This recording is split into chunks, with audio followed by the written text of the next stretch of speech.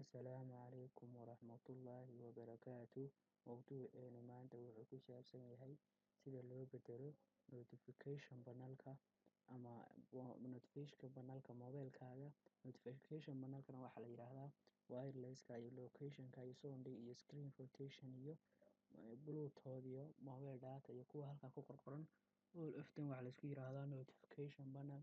Marka aad doonaysid inaad kuwaas ku hagaajisid, tusaale ahaan aad wireless-ka iyo mobile data-da iyo ag keentid ama isku soo dhawaysid, waxaa marka ugu horeysa first-iga aad samaynaysaa waxaad tegaysaa setting-keenu tagaynaa waa ka noqonaynaa setting-ka tegaysaa.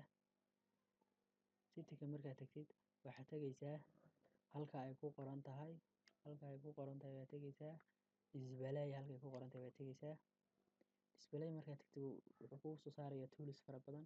Waxaad ka dooranaysaa halkay ku qoran tahay notification panel oo ah halkaynu ka sheekaynaynay. Halkaas aad ugu dhufanaysaa. Marka aad halkaa ku dhufatid waxaad dooranaysaa halka ay ku qoran waa kuwaas uu kuu soo taxay kaa doonaysa ayaad dooranaysaa. Doonaysa inaad qaadid hadda mobile data oo kale aynu qaadanaynaa waxaynu gelaynaa halkay ku qoran tahay location baynu ku bedelaynaa.